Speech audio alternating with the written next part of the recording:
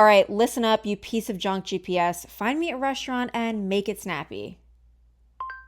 That's how I've been talking to Google Maps for the past 5 minutes. And here's the crazy part. It doesn't care. It just answers me, totally chill, every single time. Look at its face. So no, politeness isn't the problem. Okay, now that we've had our fun, put the trash talk away for a second, because here's the real story. Whether you're polite or a total jerk, it changes nothing about the result. What changes everything is the precision of your request. And 90% of people ask like complete amateurs. Today, I'm throwing 10 impossible challenges at Google Maps. Each time, I'll show you the version everybody types, the one that fails, then the version from someone who actually knows what they're doing. Same need, 10 times better result.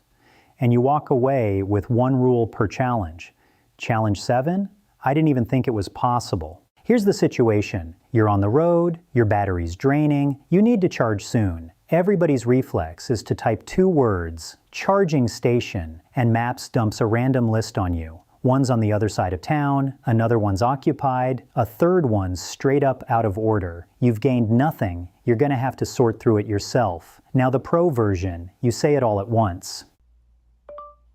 Find me a fast charger available on my route somewhere I can grab a coffee while I wait.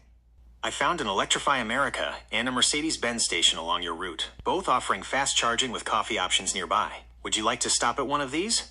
4 constraints in a single sentence. Fast, available, on your route, coffee nearby. And now it gives you something you can actually use, not a list to dig through. Rule number 1, stack your constraints. The more demanding you are in a single sentence, the harder it works for you. People ask for too little. That's their mistake. Here's the situation. You're hungry, you're out, and you don't have 20 minutes to scroll through reviews. What everybody types, cheap restaurant. Result, a giant, unsorted list, full of places that are closed, places 40 minutes away, places that are packed. Useless when you're hungry now. The pro version.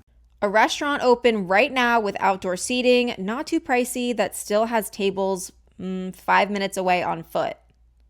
The difference? I'm giving it my real context. Right now, walking distance, still has tables. It's not just reading a keyword anymore. It understands my situation. Rule number 2, give it your time and space context. Right now, walking distance, along my route. Those 3 phrases change absolutely everything about the result. Here's the situation. You've got a super specific craving, like tonight, you want to hit some tennis balls. The reflex, tennis court. And you end up with a map of every court in the area. No clue which ones are open, lit up, or even accessible tonight. The pro version. A public tennis court with lights on where I can play tonight. I found Lando Lakes Rec tennis courts and Corey Lake Isles tennis courts along your route. Would you like to go to one of these? Before, this kind of request was impossible. You had to call or just guess. Now it digs into hours, reviews, and place details to give you a real answer. Rule number 3, ask for the unverifiable, specific conditions, not just a type of place. Lighting, open tonight, stroller access, covered patio. That's where it gets seriously good. Here's the situation. You want to work somewhere quiet for an hour. You type coffee shop, and of course it puts the packed mega chain at the top of the list, the place where you'll never find an outlet or a quiet table. The pro version. A quiet cafe to work in with power outlets and definitely not a big chain.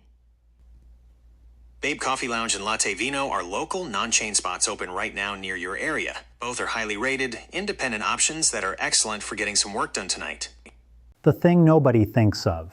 Telling it what to avoid. Not a chain, not crowded, not right off the highway. That instantly filters out half the garbage results. Rule number 4, use negative constraints. Say what you don't want, not just what you want. Nobody does it, and it's insanely powerful. Here's the situation. You've got a drive ahead of you, but you want it to be fun, not just fast. The reflex, route to such and such city, and it gives you the route, period. Shortest path, done. The pro version. I'm headed to Tampa. Suggest 3 cool stops along the way, a good place to eat, and a scenic viewpoint. For a scenic view, you can check out the boardwalk at Lettuce Lake Park, just off your route. For a great place to eat, I recommend Eulalie, right on the riverfront in Tampa. Would you like directions to either of these spots? Now you're not asking it to search anymore. You're asking it to plan. And that's where the hundreds of millions of places in Maps really pay off. It builds you a mini road trip all by itself. Rule number 5, make it plan, not just search. Suggest, organize, build me an itinerary. Those verbs are worth 10 times more than find. Here's the situation. You've got a personal constraint. You're vegetarian, you've got a dog, you use a wheelchair, you've got 2 toddlers. Most people search for a place first, then check on their own if it actually works for them. Massive waste of time. The pro version, you put your constraint inside the request. A brunch spot where I can bring my dog with outdoor seating and wheelchair accessible. I found Mad Dogs and Englishmen in the living room of Wesley Chapel along your route. Would you like to stop at one of these? You give it your profile. It pre-filters everything for you. Rule number 6, give it your personal context. The more it knows about who you are and what you need, the more the result is tailor-made for you. You do the filtering up front, right in the sentence. Here's the situation. This is my favorite challenge. Instead of searching for a place, you give it a real problem to solve. Like, my phone's at 5%. Where can I charge it without waiting in line 20 minutes at a cafe? now watch closely. You didn't name a single place. You described a headache, and it has to. Reason. Find somewhere with outlets, not crowded, close by. That's not search anymore. That's problem solving. Since it is late, local phone repair and electronics stores are currently closed. I can search for 24-hour retail stores or gas stations along your route if you need to buy a portable power bank or a car charger. Rule number 7. Describe your problem, not the solution. Where can I do X without Y instead of find me a Z? That's the next level up, and it's exactly where most people tap out, right when it starts getting insane. And now you might be thinking, okay, does he have more like this? Yeah, I've got 100. 100 ready to copy-paste requests, sorted by situation in a members-only video. Hit join below this video, pick the GOAT tier, and it's all yours. All right, challenge 8. Here's the situation. It just gave you 3 options. I need 3 restaurants. I found Walk On Sports Bistro and Bahama Breeze along your route. Would you like to stop at one of these? Before, you'd start over from scratch to compare them. Now, you keep the conversation going. You asked for 3 restaurants. You follow up. Which of these 3 has the best parking? Both Walk On Sports Bistro and Bahama Breeze offer large lots with plenty of parking. Whataburger's parking can be a bit tight. Which one sounds good? Which one is the fastest to get to right now? Walk On Sports Bistro and Whataburger are both about a 3-mile drive from your current location. Would you like to go to Walk On's? It keeps the context. It answers based on its own list. Rule number 8, chain your questions. Refine as you go instead of cramming everything into one request. It's a conversation, not a one-shot command. Most people close the app and start over. You dig deeper. Here's the situation. You're torn between 2 routes or 2 places, and you don't know which one's worth it. The reflex, you compare them yourself, eyeballing the map. The pro version, you let it make the call. I've got 2 ways home, the toll highway or the free main road that's longer. Which one's worth it given the traffic right now?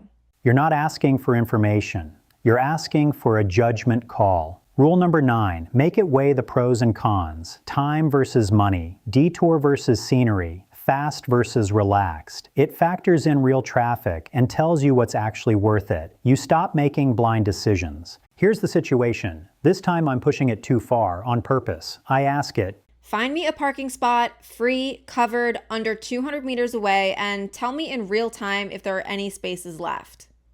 I can help you find nearby parking garages, but I don't have real-time space availability for them. and there it chokes because the number of open spots in a street parking lot in real time, that's data that simply doesn't exist for it. And you know what? That's exactly what you want. It doesn't make stuff up. It doesn't lie to you just to make you happy. When it fails, you've got 2 options. Split your request in 2, or drop the constraint that no data on Earth can fill.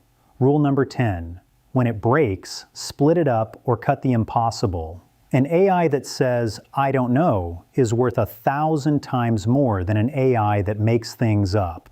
Keep that in mind every single time you ask it for something. Now you know how to talk to Maps, but between Waze, Google Maps, and Apple Maps, which one actually deserves your trust in 2026?